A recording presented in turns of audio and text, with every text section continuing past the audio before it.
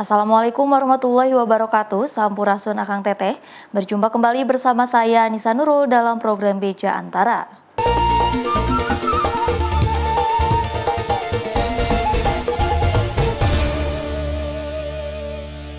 Presiden Joko Widodo mengumumkan pada Rabu 21 Juni, Indonesia resmi memasuki masa endemi COVID-19 setelah mencabut status pandemi yang berlaku selama 3 tahun terakhir. Presiden menyebut sejumlah pertimbangan dalam memutuskan hal ini, antara lain angka kasus COVID harian hampir nihil dan 99% masyarakat telah memiliki antibodi COVID. Setelah 3 tahun lebih kita berjuang bersama menghadapi pandemi COVID-19. Sejak hari ini, Rabu 21 Juni 2023, pemerintah memutuskan untuk mencabut status pandemi dan kita mulai memasuki masa endemi. Keputusan ini diambil pemerintah dengan mempertimbangkan angka konfirmasi harian kasus COVID-19 mendekati nihil. Hasil survei menunjukkan 99% masyarakat Indonesia sudah memiliki antibodi COVID-19. WHO juga telah mencabut status Public Health Emergency of International Concern. Walaupun demikian, saya meminta masyarakat untuk tetap berhati-hati serta terus menjalankan perilaku hidup sehat dan bersih.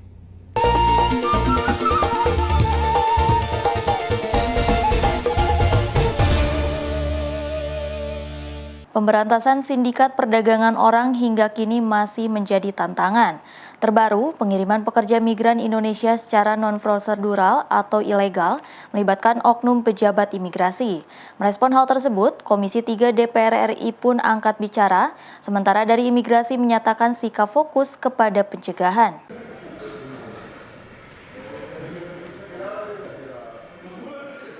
Oknum pejabat imigrasi Makassar berinisial YSF ditangkap Satgas Tindak Pidana Perdagangan Orang Polda Sulawesi Selatan.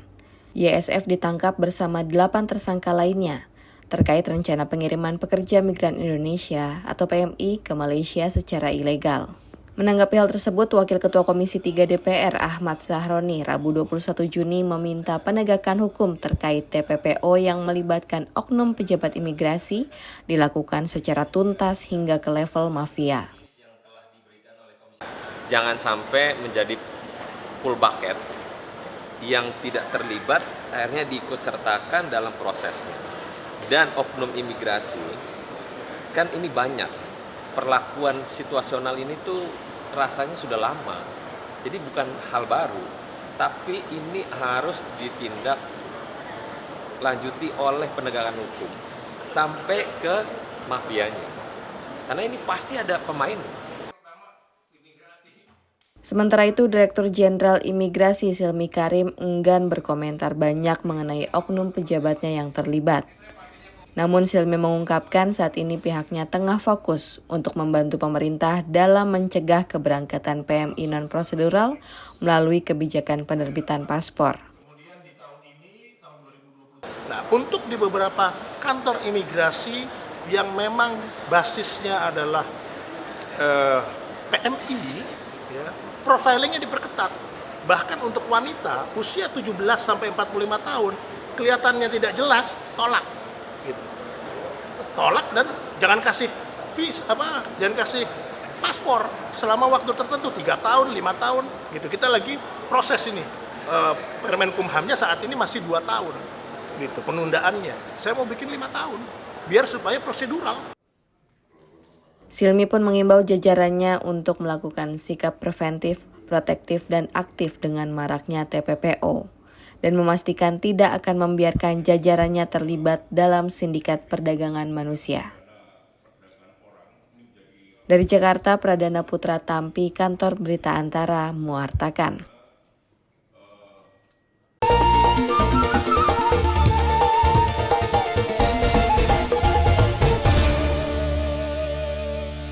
Pemerintah Provinsi Jawa Barat menyiapkan dana sebesar 700 miliar rupiah untuk membiayai penyelenggaraan pemilihan kepala daerah serentak tahun depan. Hal itu merupakan hasil kesepakatan bersama tentang komponen pendanaan pilkada serentak antara Pemprov Jabar dan 27 kabupaten kota di Bandung. Gubernur Jawa Barat Ridwan Kamil dan 27 kepala daerah kabupaten kota menandatangani kesepakatan bersama komponen pendanaan pemilihan kepala daerah serentak tahun 2024 di Gedung Sate Bandung Rabu 21 Juni. Melalui kesepakatan ini, biaya penyelenggaraan pilkada serentak tidak hanya dibebankan kepada tiap kabupaten kota semata. Pemprov Jabar akan menyiapkan dana senilai 700 miliar rupiah. Sedangkan tiap kabupaten kota menyiapkan dana mulai dari 30 hingga 60 miliar rupiah. Menurut Ridwan Kamil, dalam kesepakatan ini pemerintah kabupaten kota wajib melakukan upaya agar partisipasi pemilih dapat mencapai target. Ya, kalau bisa tembus 80% karena 2019 hanya 79. Dua, kondusivitas, track record kita yang baik tolong dijaga. Yang ketiganya tentunya hasilnya menghasilkan, kita harapkan pemimpin-pemimpin yang berkualitas, yang amanah, yang untuk membawa Jawa Barat makin baik ya dari sisi progres pembangunan. Pemprov Jabar menanggung 7 komponen dari total 9 komponen dalam pilkada serentak. Di antaranya adalah honorarium panitia pemilihan kecamatan dan panitia pemungutan suara. Dari Bandung, Jawa Barat, Dian Hardiana, Kantor Berita Antara mewartakan.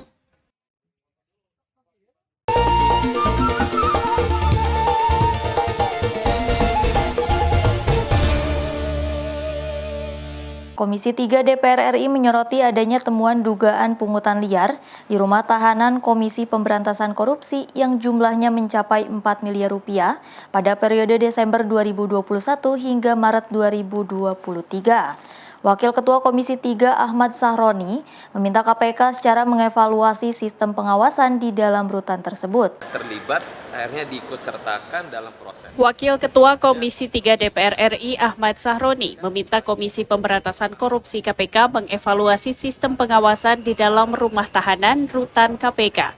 Menyikapi temuan dugaan pungutan liar di rutan KPK yang jumlahnya mencapai 4 miliar rupiah pada periode Desember 2021 hingga Maret 2022.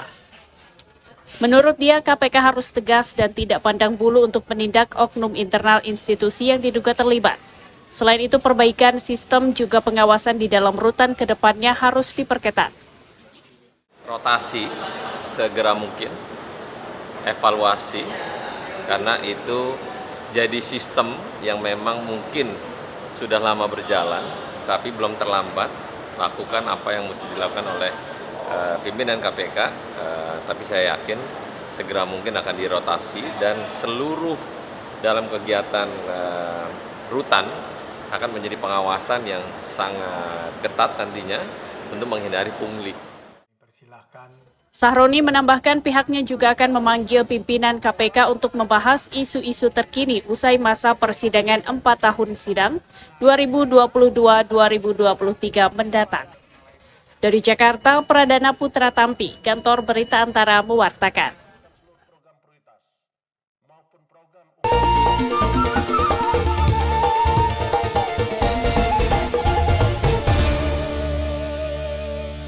Pemerintah Kota Pontianak melalui Dinas Koperasi Usaha Mikro dan Perdagangan menggelar pengawasan dan pengendalian aset pemerintah maupun ketersediaan bahan kebutuhan pokok di pasar tradisional menjelang Hari Raya Idul Adha 2023 pada Rabu 21 Juni. Sasaran tindakan persuasif yang dilakukan mulai dari kepatuhan pedagang terkait retribusi dan biaya sewa kios hingga stabilisasi harga pangan. Pemerintah Kota Pontianak melalui Dinas Koperasi Usaha Mikro dan Perdagangan menggelar pengawasan serta pengendalian aset pemerintah maupun ketersediaan bahan kebutuhan pokok di sejumlah pasar tradisional, yakni Pasar Flamboyan dan Pasar Indragiri, menjelang Hari Raya Idul Adha 2023. Selain sebagai bentuk penegasan tertib administrasi dan kepatuhan pedagang terkait retribusi dan biaya sewa kios, tindakan persuasif yang dilakukan juga menyangkut upaya stabilisasi harga pangan di 6 kecamatan Kota Pontianak. Berdasarkan peta disparitas harga Indonesia per tanggal 21 Juni 2023, dari 16 komoditas kategori pangan strategis di Pontianak, 3 jenis diantaranya mulai mengalami kenaikan harga. dari 0,48% hingga 1,72%, yaitu daging ayam ras, telur, dan bawang merah. Pemerintah terus kedepankan namanya pembinaan, pengawasan, dan pengendalian. Tapi pada saat nanti pembinaan, pengawasan, pengendalian tidak dilaksanakan, pemerintah mau tidak mau, suka tidak suka, upaya akhir pun akan mengambil tindakan tegas. Mulai dari sanksi administrasi, itu pengambilan aset, dan tidak menutup kemungkinan mungkin ada yang menjadi pidana. Yang di daerah-daerah kecil yang lebih terpelosok itu mereka pasti kesusahan mengikuti HLT. Kalau misalnya pemerintah bisa subsidi ongkos angkut atau kayak gimana, ya pasti sangat membantu. Berbagai upaya terukur yang dilakukan pemerintah di kawasan pasar tradisional merupakan sarana edukasi bagi para pedagang. Dampaknya tidak hanya tercipta kepatuhan terhadap peraturan, tapi juga bisa meningkatkan pendapatan asli daerah di wilayah setempat. Dari Pontianak, Kalimantan Barat, Indra Budi Santoso, Kantor Berita Antara, mewartakan.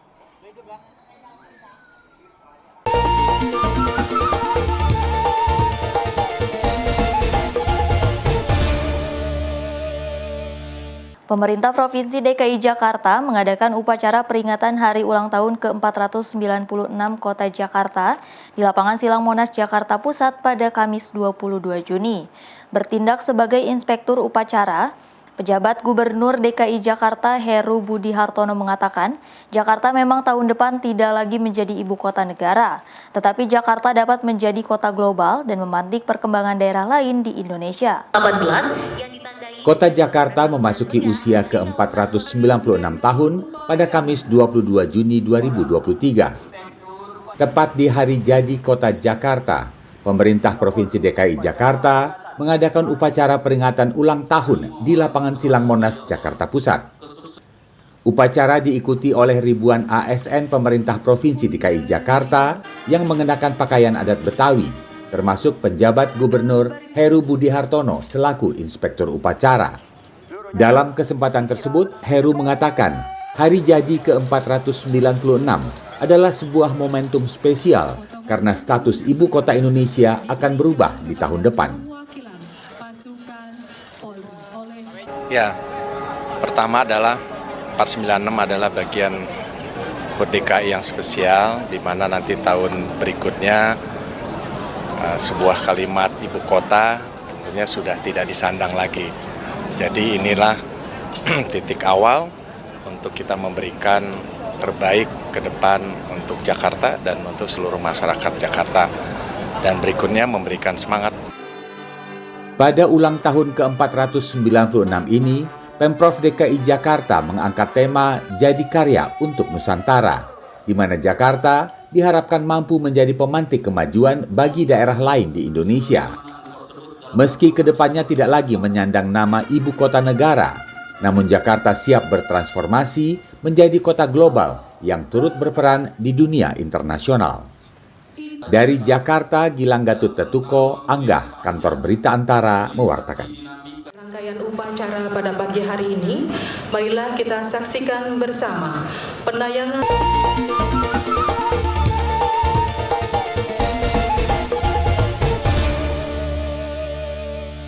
Sri Sultan Hamengkubuwono X bersama Permaisuri GKR Hemas menyambut kehadiran Kaisar Hironomiya Naruhito di Keraton Ngayogyakarta Hadiningrat pada Rabu 21 Juni. Dengan mengenakan busana takwa dilengkapi kuluk kanigara dengan jarik parang gurda, Sri Sultan bersama Permaisuri menyapa Kaisar ke-126 Jepang itu di Regol Dana Pratapa Kompleks Pelataran Sri Manganti, Keraton Yogyakarta.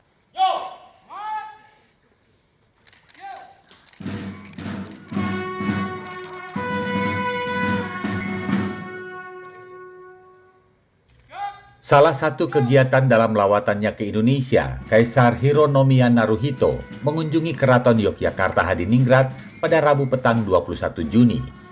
Raja ke-10 Keraton Yogyakarta, Sri Sultan Hamengkubuwono X bersama Permaisuri Kusti Ganjeng Ratu Hemas menyambut kehadiran Kaisar ke-126 Jepang itu di Regol Dana Pratapa. Tarian Bedoyo Lawung Jajar disajikan dalam lawatan Kaisar Jepang kali ini. Tarian atau beksang ini diciptakan oleh Sri Sultan Hamengkubuwono I yang merupakan tarian tertua yang dimiliki Keraton Yogyakarta. Karena mengandung nilai sejarah, tarian pusaka Bedoyo Lawung Jajar kerap ditampilkan saat Keraton Yogyakarta menerima kepala negara sahabat. Dalam lawatan ke keraton, Kaisar Naruhito diantar oleh Putri Sulung Sri Sultan Gusti Kanjeng Ratu Mangkubumi.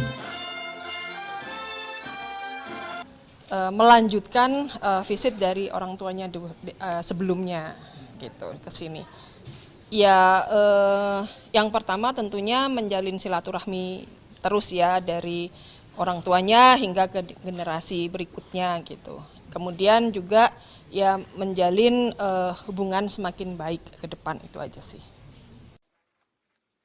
Di dalam Keraton Yogyakarta, Kaisar Naruhito juga menyaksikan manuskrip bertajuk Serat Baratayuda yang dibuat pada masa Sri Sultan Hamengkubuwono VII hingga ke-8, serta pertunjukan singkat wayang kulit. Sebelum mengakhiri lawatannya, Kaisar Jepang bersantap malam di Bangsal Manis bersama dengan Sri Sultan Hamengkubuwono X yang didampingi Gusti Kanjeng Ratu Hemas. Tim Liputan Kantor Berita Antara mewartakan.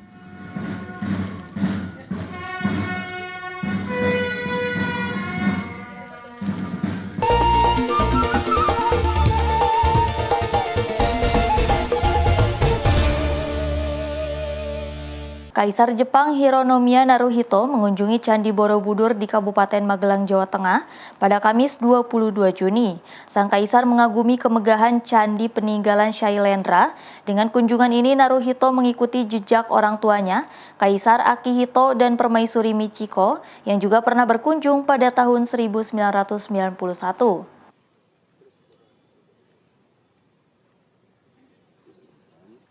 Kaisar Jepang Hironomiya Naruhito mengunjungi Candi Borobudur di Kabupaten Magelang, Jawa Tengah pada Kamis 22 Juni. Ia tiba sekitar pukul 8 pagi dan langsung berkeliling hingga lantai 9 didampingi oleh Gubernur Jawa Tengah Ganjar Pranowo. Selama kurang lebih 40 menit, Kaisar Jepang mendaki setiap tahapan Candi Borobudur menggunakan kemeja batik dan sandal upanat yang terbuat dari daun pandan yang aman untuk pendakian batu-batu candi. Kaisar Jepang mengaku kagum pada kemegahan bangunan candi peninggalan Shailendra ini. Bahkan Kaisar juga sempat berfoto menggunakan kamera pribadi saat berada di pelataran candi. Kepada Gubernur Jawa Tengah Ganjar Pranowo, Kaisar Naruhito mengungkapkan kesannya terhadap Candi Borobudur yang dinilai bagus, bersih, dan rapi. Ganjar mengatakan kunjungan Kaisar Jepang ini memiliki makna penting bagi Jepang dan Indonesia. Kaisar Naruhito itu untuk pertama kali dan ke Indonesia dalam waktu 7 hari. Jadi ini rasanya belum pernah terjadi. Menurut saya itu tanda saja bahwa keakraban dua negara antara Jepang dengan Indonesia menjadi begitu penting. Dan inilah yang mesti kita utilisasi agar kerjasama ini membuahkan hasil yang lebih penting. Maka diplomatiknya, politiknya, ekonominya, P2P-nya, B2B-nya, agar kemudian kita bisa memanfaatkan hubungan baik ini. Kedatangan Kaisar Jepang ke Candi Borobudur merupakan bagian dari lawatan pertamanya ke Indonesia yang dimulai sejak 17 Juni. Hironomiya Naruhito dilantik menjadi Kaisar Jepang ke-126 pada tahun 2019 lalu. Dijadwalkan, ia akan meninggalkan Indonesia pada Jumat 23 Juni. Dari Kabupaten Magelang, Jawa Tengah, Firman Eko Handi, Kantor Berita Antara, mewartakan.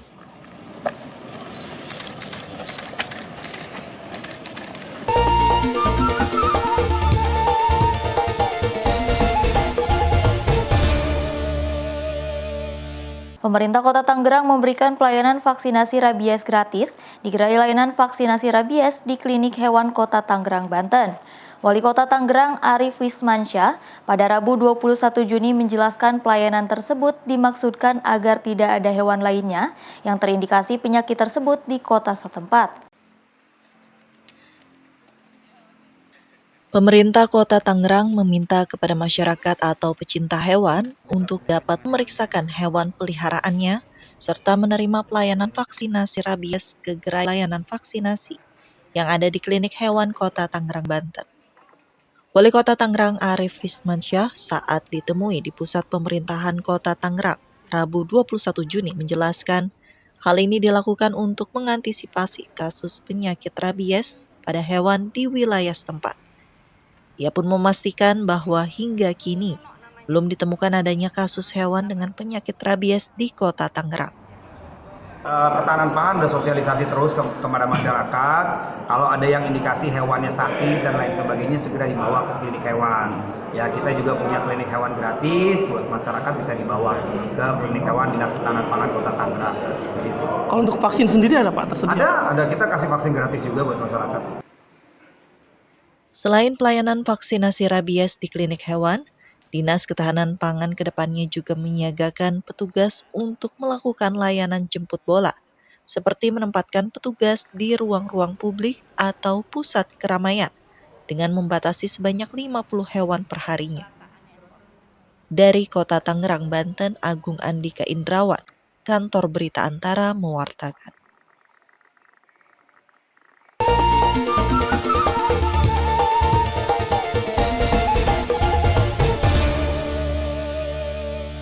Raja Arab Saudi Salman bin Abdul Aziz Al Said memberikan undangan kepada 50 tamu khusus untuk melaksanakan ibadah haji secara gratis, salah satunya Imam Besar Masjid Istiqlal Nasaruddin Umar. Acara pelepasan jemaah haji undangan Raja Salman itu digelar di Hotel Regis Rasuna Said pada Rabu 21 Juni. Raja Arab Saudi Salman bin Abdul Aziz Al Said memberikan undangan kepada 50 tamu khusus asal Indonesia untuk melaksanakan ibadah haji secara gratis, Rabu 21 Juni. Termasuk diantaranya adalah Imam Besar Masjid Istiqlal Nasaruddin Umar, Kepala Bidang Penyelenggara Peribadatan Masjid Istiqlal Jakarta Pusat Bukhari SA, Wakapolres Metro Jakarta Selatan AKBP Harun, dan Kapolsek Setiabudi Kompol Arif Purnama Oktora. Untuk mendapatkan undangan, calon jamaah haji harus mengajukan permohonan kepada Kedutaan Besar Arab Saudi. Duta Besar Arab Saudi Faisal Al-Amudi menyampaikan tamu undangan raja yang terpilih diputuskan dari hasil koordinasi dengan otoritas Arab Saudi. يعني هذا الموضوع تقوم بوزارة الشؤون الدينية في المملكة العربية السعودية، تقوم بالترتيب والتنظيم، وانتم شايفين الضيوف. يعني الضيوف مثلا إمام مسجد الاستقلال. يعني احنا نتمنى جميع الاندونيسيين الذين يرغبون في الحج، نتمنى حقيقة انهم يؤدون الحج براحة وسلامة وسهولة. Para jamaah haji undangan Raja Salman tersebut akan berangkat dari Bandara Soekarno-Hatta menuju Arab Saudi pada Rabu malam 21 Juni 2023. Dari Jakarta, Ibnu Zaki, Rio Faisal, Kantor Berita Antara mewartakan.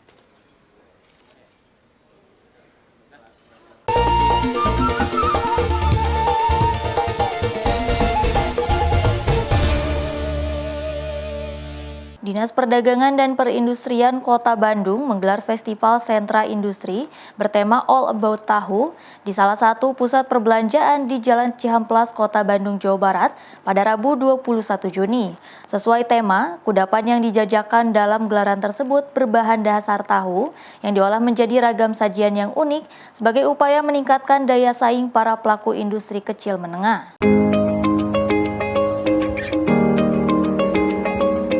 Pemerintah Kota Bandung memiliki cara yang menarik untuk meningkatkan daya saing para pelaku industri menengah atau IKM, sekaligus mendorong pertumbuhan ekonomi di masa transisi endemi COVID-19.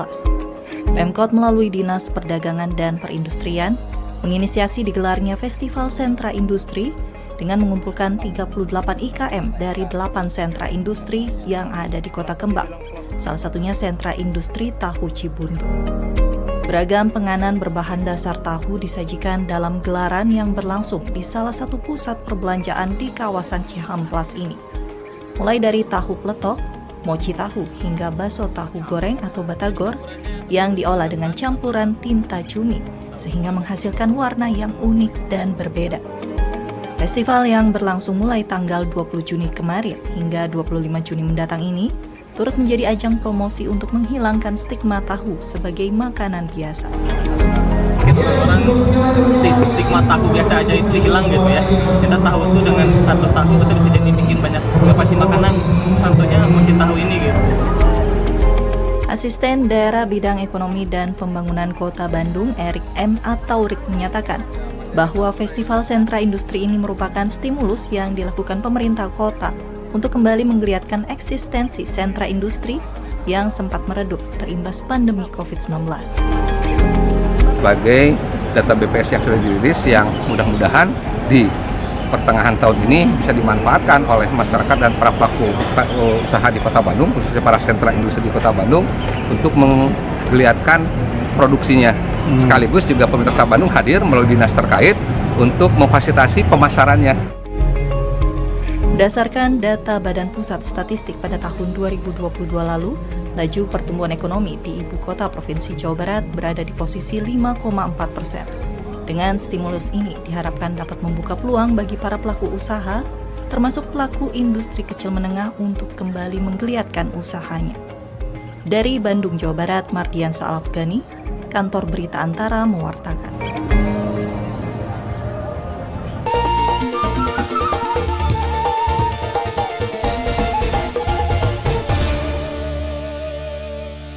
Melimpahnya daging kurban saat Idul Adha kadang membuat kaum ibu bingung untuk mengolahnya menjadi bahan masakan.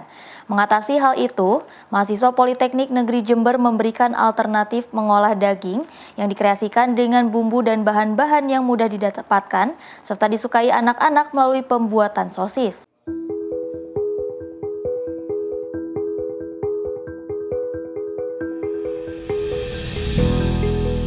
Umumnya, masyarakat memanfaatkan daging kurban untuk dimasak dengan cara disate, dibuat gulai, sup, dan lain sebagainya.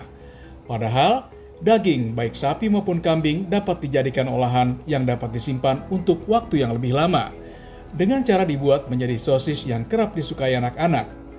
Hal itulah yang dilakukan mahasiswa Teknologi Pertanian Politeknik Negeri Jember atau Polij, yang menjadikan sosis sebagai salah satu referensi bagi masyarakat yang bosan mengolah daging kurban menjadi menu yang itu-itu saja, di mana proses pembuatannya terbilang cukup mudah dan tidak memakan waktu yang lama. Dimulai dengan memblender daging yang telah dicampur dengan sejumlah bahan, tepung tapioka, bawang putih, merica bubuk, lada, garam, gula, bumbu pelengkap, dan es batu hingga halus. Selanjutnya seluruh bahan dasar dicetak dan dibentuk sesuai ukuran yang diinginkan, sebelum dikukus selama 20 menit. Dan kini, sosis sudah siap untuk disajikan sebagai campuran masakan. Perbedaan yang pertama itu kita membuat sosis tanpa pengawet, kemudian rasa dagingnya lebih terasa. Itu sangat pas untuk daging kurban itu. Jadi kan biasanya ibu-ibu bingung kalau misalnya banyak daging itu mau dibuat apa gitu. Salah satunya bisa dibuat sosis ini. Nanti kalau di musim kurban nanti mungkin masyarakat menerima daging yang cukup banyak sehingga tidak mungkin akan habis dikonsumsi seketika, sehingga ini salah satu alternatif olahan, sehingga salah satu dengan membuat sosis itu bisa variasi, kemudian juga bisa umur simpannya lebih panjang. Dengan bahan-bahan yang mudah dan prosesnya yang cukup singkat, kreasi makanan ini tentu saja bisa menjadi referensi bagi ibu rumah tangga untuk mengolah daging kurban. Dengan penyimpanan yang baik, sosis daging kurban tentu juga akan memiliki umur simpan yang lebih lama, sehingga masih bisa dikonsumsi hingga beberapa pekan setelahnya. Tertarik mencoba? Dari Jember, Jawa Timur, Hamka Agung, Kantor Berita Antara, mewartakan.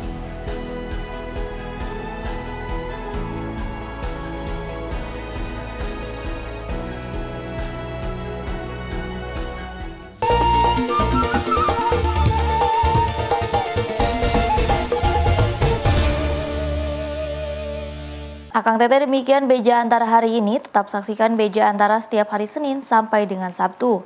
Saya Anissa Nurul beserta kru yang bertugas pamit undur diri. Terima kasih. Wassalamualaikum warahmatullahi wabarakatuh.